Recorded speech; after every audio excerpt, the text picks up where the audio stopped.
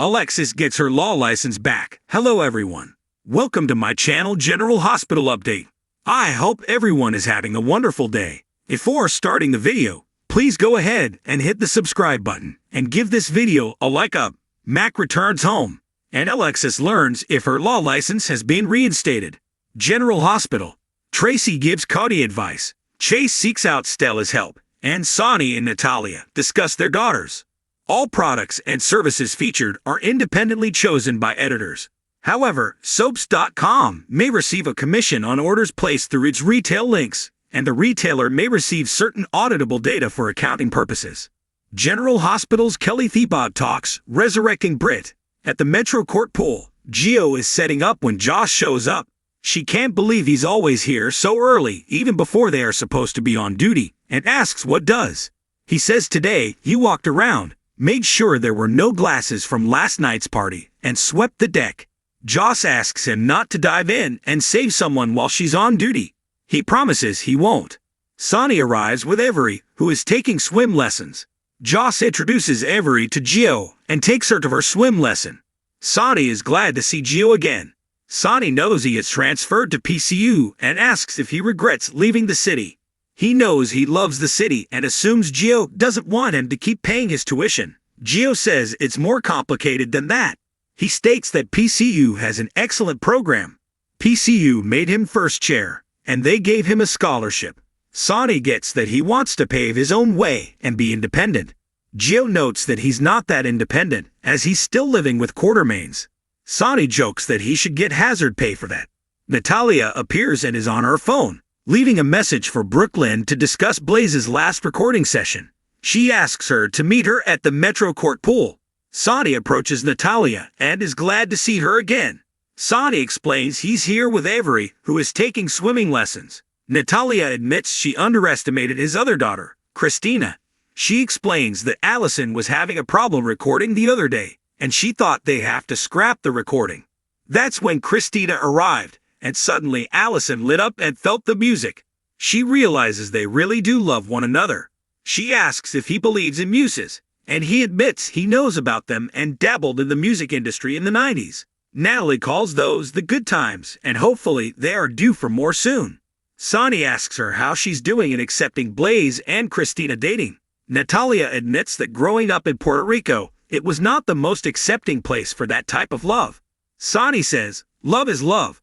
She's trying to evolve. Natalia gets a text and has to proof some deception photo shoots and asks if he can give Brooklyn a thumb drive of the last recording should she show up. Sonny says he can.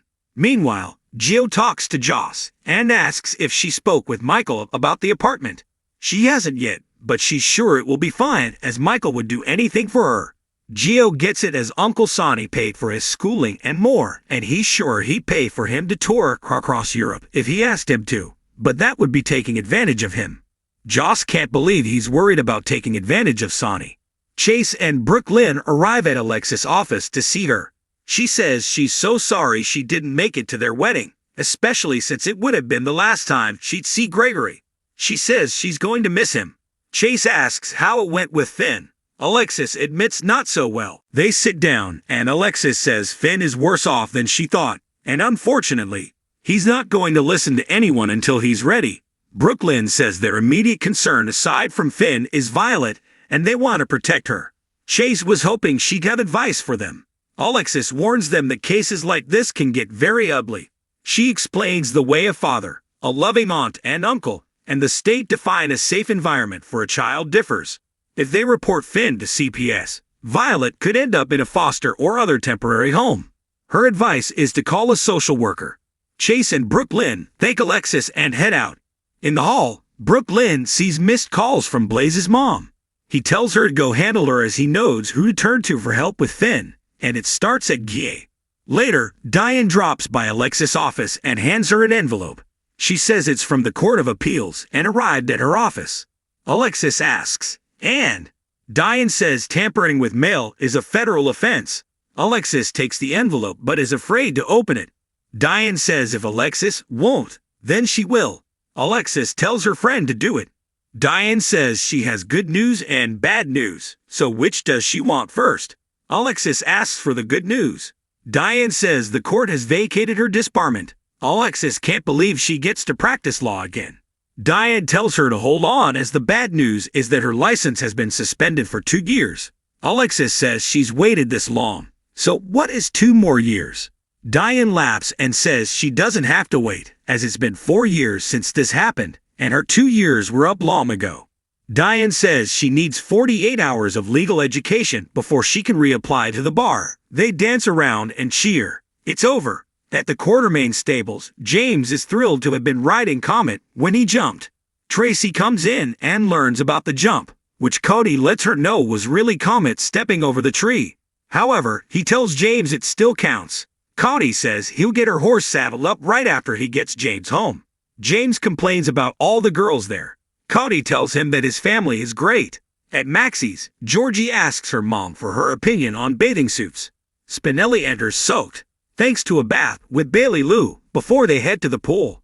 There is a knock at the door. Georgie answers, and it's Mac. They all hug, and he asks if anyone has seen his wife. At the hospital, Felicia, Stella, and TJ discuss a patient, Mr. Preston, who is too young to qualify for benefits for Parkinson's disease. Felicia and Stella are working to find a solution to financially help him. Felicia gets a call from Maxie, but ignores it and says she'll call her back later when she's off duty. Back at Maxie's, she can't believe her mom is ignoring her calls. Spinelli brings out Bailey Lou, and Mac holds his granddaughter. Mac notes Spinelli seems comfortable here and asks if he is a permanent fixture. Georgie blurts out her dad lives here now. Spinelli quickly takes Bailey Lou to the potty before they head to the pool, simply just as an excuse to get out of the room. There is a knock at the door and Cody enters with James. James runs over and hugs his grandpa. Mac tells Cody it's good to see him. Cody says likewise. They shake hands, and Mac hears that he is the new face of deception. Maxie says Mac really has been gone a while, as Cody and Sasha are the former faces of deception. Mac asks what he does now. Cody says he still manages the stables, and Maxie says James spends a lot of time helping Cody. James says he jumped over a tree today on Comet, and Maxie exclaims, "What?" Cody assures them it was more like a big stick but tells James it still counts. Maxie asks where Mac has been, and he says he was helping a friend, and that's all they will get out of him. Maxie knows he hates secrets, so whatever it was must have been important. Cody decides to leave them to their family reunion. Mac says he hopes to tag along and see James ride soon. Cody says he'd like that. Cody leads with his head hanging low, and Mac sits down with Maxie to discuss what he missed. She talks about how James really likes riding with Cody, and he's like a real-life superhero around here, kind of like someone else she knows. She playfully hits him on the arm. Back at the hospital, Felicia gets the patient's consent to proceed with alternative payment plans, and Tay thanks her and says she really thought of everything. Felicia ignores another call from Maxie. At the stables, Tracy leaves a message with Finn, asking him to call her back as she's worried. She finds Cody sitting alone and looking solemn, and asks if he's okay. He says he'll get her horse saddled up right away, but she tells him that's not what she asked. Tracy sits down, and he says his story is a winding road of him not knowing who his father was for most of his life. He thought it was Mr. Bell, who he grew up with. Then he thought it was this other terrible guy. He finally found his father in Port Charles, but his father doesn't know he has a son. Cody explains he had multiple chances to tell him, and he doesn't think he can walk this back. Tracy says this is his story, so he can walk it wherever he wants. He fears this man will be angry, but she says he could be thrilled. Tracy says he has the opportunity to make a fresh start and to have a clean slate with this person. Cody notes he's still lying to him. Tracy says one admission, and the rest of his life can begin again. Only he gets to decide when that is. Back at Maxie's, Max says he's proud of Felicia for her hard work as a patient advocate. Maxie wonders if he was part of Mom's plan to get Spinelli to move in. He wasn't, and asked if things are good with them. She says they are taking things slowly, which he's glad to hear. Later, Spinelli and the kids return, and Mac takes the opportunity to put Bailey Lou down for a nap. Felicia finally appears and asks what this exciting development is that Maxie has been blowing up her phone over. Everyone just smiles at her. Felicia says what was so urgent, as it seems everything is fine. Mac appears and Felicia jumps into his arms. He says he's sorry he was away for so long, and it won't happen again. They kiss. Georgie says, "Aw." James says, "You." And Maxie says, "Now, do you see why I was blowing up your phone?" James suggests they get ice cream to celebrate. Brooklyn arrives at the pool looking for Natalia. Sonny lets her know that she just left, which annoys Brooklyn. He tells her to relax and gives her Natalia's flash drive. He can see something is bothering her. She says it's Chase's niece, Violet.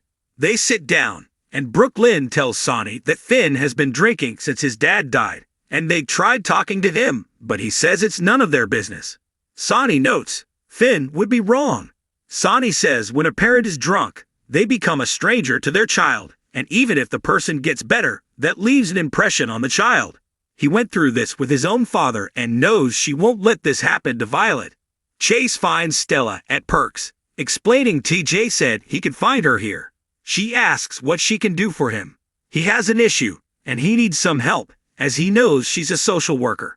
She asks if this has to do with his father's death. He explains that was the catalyst, and there is a child living with a parent with a substance abuse problem.